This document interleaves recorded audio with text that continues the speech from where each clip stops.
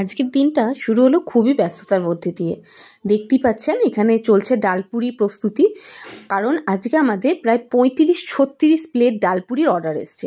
তো কিচেনে ডালপুরি ভাজা চলছে। আমি চলে এলাম রেস্টুরেন্টে, এখানেও কাস্টমার ছিল প্রচুর। তারপর চলে গেলাম আমাদের কিচেনে।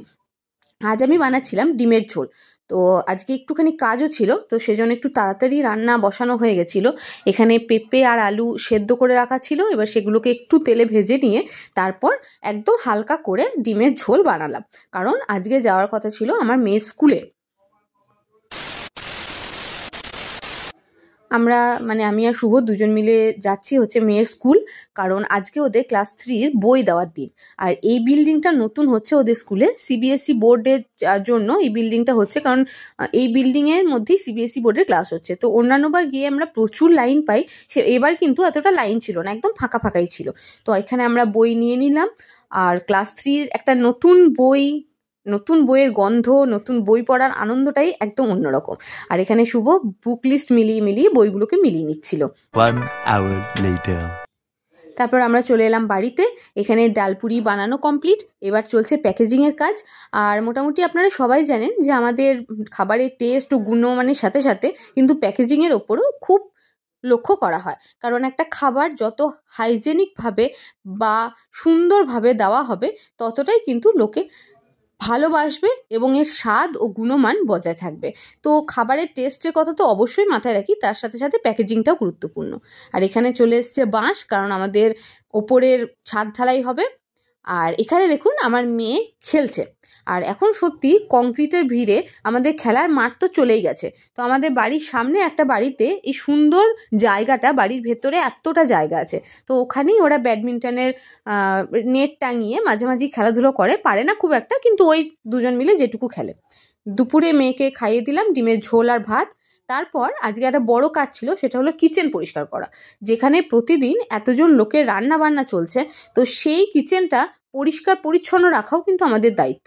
কেননা রান্না বান্না, খাবারের টেস্ট সব কিছুই দেখবো, অথচ পরিষ্কার পরিচ্ছন্নতা দেখবো না, সেটা তো হয় না। তো সুন্দরভাবে কিচেনটাকে একদম ফিনাইল, সার্ফ জল দিয়ে ভালোভাবে ধুয়ে এখানে একদম চকচকে করে তোলা হয়েছে। এখানে চলছে মোগলাই পরোটা তৈরির কাজ। আর এই একটা জিনিস আমার কিন্তু ছোটোবেলা থেকে ভীষণ ফেভারিট, মোগলাই পরোটা। মেলার মোগলাই পরোটা তো আমরা তো আগে মোগলাই পরোটা সবসময় পেতাম না, তো মেলা গেলেই মোগলাই পরোটা আমাদের অবশ্যই একটা করে দরকার ছিল। কিন্তু এখন সেই কোয়ালিটি মেলার আর নেই, খুবই বাজে হয়ে গেছে। তো আর খাওয়া যায় না, কারণ এবার খেয়ে আমাদের সবারই খুব শরীর খারাপ হয়ে গেছিলো। আর সেজন্য আমরা ফুড স্টেশনের মোগলাই পরোটা বলুন, যে কোনো খাবার বলুন, চেষ্টা করি খুব ভালোভাবে বানাতে। আর আমাদের মোগলাই পরোটাতে কোনো রকম লেরুয়া গুঁড়ো ইউজ করা হয় না, তার বদলে ব্যবহার করা হয় ব্রেড ক্রাম্বস। তো এখানে গরম গরম পরোটা ভাজা চলছে, একদম ডুবো তেলে পরোটাগুলো খুব সুন্দর করে এপিট ওপিট করে ভাজা হচ্ছে। আমি দাঁড়িয়ে দাঁড়িয়ে ওগুলোই দেখছিলাম। আর আমাদের পরোটার সাথে আলুর দম, স্যালাড, সস এই সবগুলোই যায়। তো পরোটা ভাজা কমপ্লিট। এবার পরোটাটাকে খুব সুন্দরভাবে শেপ করে কেটে প্যাকিং হবে, কারণ এটা একটা অর্ডারের ছিল। 5 hours later. এখানে দেখুন আমার মেয়ে বানিয়েছে ওদের স্কুলের বন্ধুদের জন্য এবং ম্যামের জন্য এই ছোট্ট ছোট্ট গিফটগুলো। আসলে ওর স্কুল খুলবে, তো সেজন্য স্কুল খোলার পর তাদেরকে গিফট করার জন্য এই ছোট্ট ছোট্ট বাস্কেটগুলোও বানিয়েছে। তো সেইগুলি আমাকে দেখাতে এসেছিলো, তো খুব সুন্দর বানিয়েছে, এটা ও নিজের মাথা থেকে বার করেই বানিয়েছে একদম। আর দুপুরে আজকে ফুড স্টেশনে বেশ ভিড় ছিল। দুপুরে লাঞ্চের টাইম আমি ওখানেই ছিলাম পুরোটা টাইম। তো তারপর স্নান টান করে খাওয়া দাওয়া সেরে চলে এসেছিলাম আজকে ছাদে। তো যেহেতু ছাদ ঢালাই হবে, তো ছাদের মধ্যে প্রচুর জিনিস, বাঁশ, পাটা, পেরেক, তো সেগুলো পেরিয়ে এসে ছাদে এই গাছগুলোতে জল দেওয়া একদমই সম্ভব হয়ে উঠছিল না। তো গাছগুলো সেজন্য ঠিকঠাকভাবে বেড়ে উঠছিল না। আর আমার এই গোলাপ গাছটা বেড়ে উঠছে খুব সুন্দর, কিন্তু যতবারই এতে কুঁড়ি আসছে ততবারই একদম হনুমানে এসে কুঁড়ি সদ্য কচি পাতা সব খেয়ে নিচ্ছে। তো আজকেও একটা সুন্দর কুড়ি এসেছিলো, এই যে আমি এটা দেখাচ্ছি। তো এখানে ভয়েস ওভার আমাকে দিতে হলো, কারণ এখানে বাইরের প্রচুর নয়েজ আসছিল। তো আমি সেজন্য আমার অরিজিনাল ভয়েস ওখানে যখন কথা বলছিলাম সেটা দিতে পারলাম না।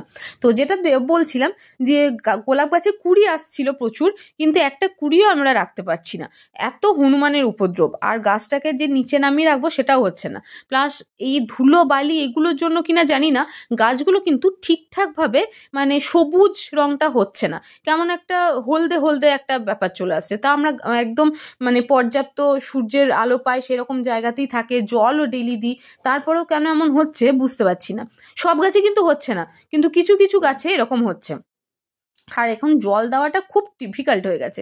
দেখুন একবার কি অবস্থা, এই পাটা রড এইগুলো পেরিয়ে পেরিয়ে আসতে হচ্ছে, তো সেজন্য জল দেওয়াটা খুব প্রবলেম হয়ে যাচ্ছে।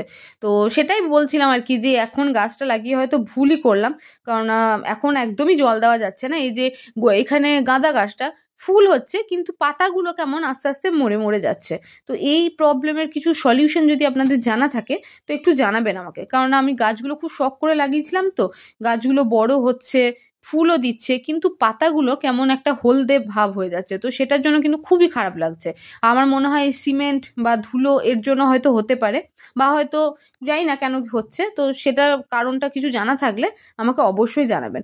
তো চান টান করে এই দুপুরবেলাতে খাওয়া দাওয়ার পর ছাদে একবার করে আসি, একটু চুলটাও শুকিয়ে যায়, প্লাস হচ্ছে একটু গাছগুলোতে জলও দিয়ে দেওয়া হয়, আর একটু নিজের মতন টাইমও কাটানো যায়। তো একটু রোদে দাঁড়িয়ে থাকতে বেশ ভালোই লাগে। তো এইসবই করছিলাম আর কি। আর এত তাড়াতাড়ি আমাদের দোতলাটা মানে কমপ্লিট হওয়ার মুখে, যে এসে এসে দেখতেও ভালো লাগে যে বাড়ির কাজ কতটা এগোলো, আর কি বাকি আছে, বা এটা কেমন লাগছে করার পর সেটা। আমি একটু জায়গাটা দেখাই কি অবস্থা এখানে। তো এই পাটা রড এইসবের ওপরই দাঁড়িয়ে দাঁড়িয়ে আমি ভিডিও করছি। এখানে সবই মোটামুটি চলে এসছে, আর এই যে স্যাটারিংও কমপ্লিট। আর এর পর দিনের ভিডিওতেই আপনারা ঢালাইয়েরও ছবি দেখতে পাবেন। তো ছাদ ঢালাইও হয়ে যাবে খুব তাড়াতাড়ি। এখানে সেজো মামা এসেছিলেন, তো শুভ ওকেই ঘুরে ঘুরে দেখাচ্ছে। আজকে সন্ধ্যাবেলায় একটু মি টাইম এটা আমার বলতে পারেন, চলে গেছিলাম পার্লারে। অনেক দিন হলো শীতকাল পড়ে থেকে কোনো রকম কিছু মানে হেয়ার কেয়ার স্কিন কেয়ার কিচ্ছু করা হয় না। তো ভীষণ চুল পড়ছে, আর চুলটা খুব রাফ হয়ে গেছিলো। তো সেজন্য চলে গেছিলাম একটু অয়েল ম্যাসাজ নিতে। আর সুজাতা ও খুব সুন্দর করে অয়েল ম্যাসাজ করতে পারে, মানে ওর ম্যাসাজের হাত এত ভালো, খুব ভালো লাগে। তো ভিডিওটা কেমন লাগলো অবশ্যই জানাবেন। Thank you.